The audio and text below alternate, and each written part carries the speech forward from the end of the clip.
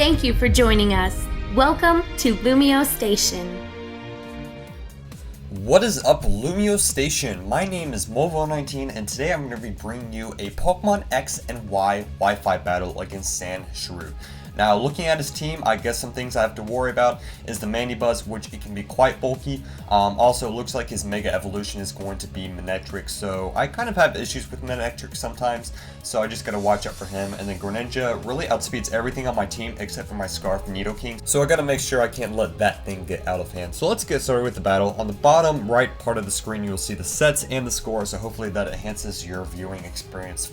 Anyways, I let off with Terrakion, but I want to switch out in the Gliscor because I feel like that he could be Scarf, because I personally run a Scarf Nidoking too, although the main set is technically Life Orb, but I just don't want to risk that, so I'm going to go in a Gliscor, then I'm going to go for the Protect and see if he is actually Life Orb or not, and it looks like that he is Life Orb, so now I'm just going to switch into Volcarona. He makes a very nice prediction here and goes for a Sludge Wave, and that is going to do a very good amount of damage to my Volcarona. I'm just going to try and hit him back with a Fire Blast because I know that I'm going to be outspeeding now, but I do have Leftovers and not Life Orb, so that means I'm not going to be able to knock him out, which is going to be unfortunate for me.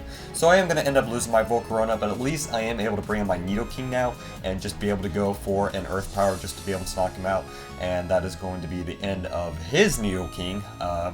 We had a little Nidoking standoff there, and I personally like the purple over the blue, but oh well. He's going to bring in his Dragonite now, and I'm locked into Earth Power, so I can't do anything to him, and plus he could knock me out with an Earthquake or something. So I'm going to go into my Gliscor, assuming that this thing is physical, and he's just going to end up going for a Dragon Dance. Not too afraid, because I can just go for like Poison and Knock Off and just be able to like wear him down eventually. So he ended up bringing in his Bisharp, and I don't know necessarily as to why he brought in Bisharp. I guess he was really predicting me to go for a Poison there, because I feel like he could have just gotten a Greninja or something and just like go for a Hydro Pump or Ice Beam to be able to knock me out. And Bisharp is not going to be doing that much damage. Even if he does have a +2 Iron Head, it is not going to do much because I'm fully defensive, and I should be able to take that pretty well. Take it a little bit over half. That's not too bad, especially since I have Poison Heal and all that. I can just cover that up pretty easily. So now what's going to happen is that he is going to go into his Greninja, and I cannot stay in at all. I'm going to switch out, and I'm going to go into my Tentacruel, my specially defensive Pokemon, and I just basically decided that, okay, well, he's going to go for U-turn, predicting me to switch out, or he's going to go for an Ice Beam, just, you know, knock me out. So I was really in a good situation there, except for the fact that he is going to end up bringing in his Dragonite, and this thing did scare me a little bit, because he could easily go, like I said, for a Dragon Claw or Earthquake. I have like terrible defense, so I kind of just let him just do whatever, and hopefully he actually ends up over-predicting, and it looks like he does. He just ends up going back into his Greninja as I go for an Ice Beam. He was still at the multi-scale range. Well, he had full HP, so that means his multi-scale was still intact. So an Ice Beam would have definitely not killed, but it still would have done a good amount of damage. And now he's just going to U-turn back out again, and he's going to go into his Manectric. And Manectric is, of course, going to Mega Evolve here in just a second. And I kind of expect him... I know Manectrics have HP Ice, and I don't really want to bring in Gliscor, so I just kind of stay in here with Tentacruel, and just, you know, pray that he ends up going for like an HP Ice the first turn or something, so that way I could eat that up and just, you know, hit him back hard with a pretty heavy Sludge Bomb. So he does end up going for the HP Ice, which is going to be very good for me. Now I can just go for that big Sludge Bomb and just be able to do a good amount of damage to him. Unfortunately, it's not going to be able to knock him out, so I might be able to live a Thunderbolt here, and I do, which means I'll just be able to knock him out the next turn. Not that big of a deal. So pretty much after this, I end up getting rid of his Manectric, which is going to be very nice, and I kind of just feel like, you know, I don't really need Tentacruel that much anymore. He's going to end up bringing in his Dragonite here, and I'm just going to, like, kind of just let him kill me, because honestly, it's not really worth keeping this thing around for right now. So I end up losing my Tentacruel, not the worst thing in the world. Here's the problem, though, with Dragonite. I could go in a Gliscor, but I don't necessarily want to, because it'll just be a lot of stall. So I end up going into Nidoking, and I feel like, okay, well, I'm going to lose my Nidoking here. Maybe I can live in Earthquake because it is unstabbed and all that. But he actually has Weakness Policy, which is definitely going to make sure that I die after this. So, unfortunately, I am going to end up losing my Nidoking. After all this, I'm just going to go into my Terrakion here, and I'm just going to be able to go for a close combat to be able to easily knock him out. So, at least Dragonite is out of the way, but there's still one more thing that is going to be a huge problem for pretty much the rest of the match. So basically, he is going to bring in his Greninja, and I don't know what to do against Greninja at all. I'm just going to go into Gliscor and let him die, honestly, because I have a little bit of a plan.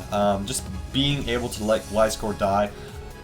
Crawdaunt can live a hit from this thing. It can live a U-turn, but not very well. So that's why I couldn't like switching Crawdaunt and taking the Hydro Pump, because he could not take a combo of Hydro Pump and U-turn. So I just end up bringing in this thing. At least make him switch out here, so that way he's going to go into Mandibuzz. The whole thing I'm trying to do here is I'm trying to let him wear down himself from Life Orb recoil and all that. Because that way, I have Quick Attack on Terrakion. I might be able to kill him if, you know, he has enough HP to where Quick Attack would be able to kill later on. So now, just so that way I can keep Crawdaunt around for later as Death Fodder, so that way he gets more Life Orb recoil. And Crawdaunt can't really do too much to him anyways. I just decided to go for a Stone Edge here, do a lot of damage to Mandibuzz. I don't care how much HP Terrakion has in the long run, because it's going to end up dying to a Hydro Pump anyway, so it doesn't really matter. So I am able to go for a couple of Stone Edges, being able to knock out the Mandibuzz. What he's going to do now is he's going to end up going into his Greninja, and I obviously am not going to stay in here. I'm going to go into my Crawdaunt, let him take some more Life Orb recoil, and hopefully just maybe, a Quick Attack from Terrakion might be able to knock out the Greninja.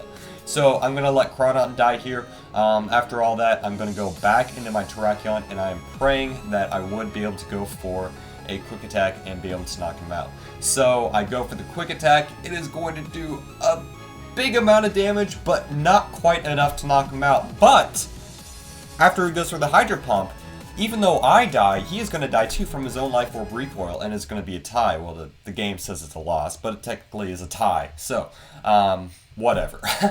A fantastic game. I really enjoyed it, and hopefully all of you guys did enjoy it too. Like I said, I do these movesets, these editing on all of my Wi-Fi battles daily, so if you want to go check out more of that, you can just go check out the link down below in the description, youtube.com/Mulvone19. So that's about it. Make sure to leave a like if you did enjoy the video, and I'll see you guys later. Have a fantastic day. My name is Mulvone19, and bye-bye.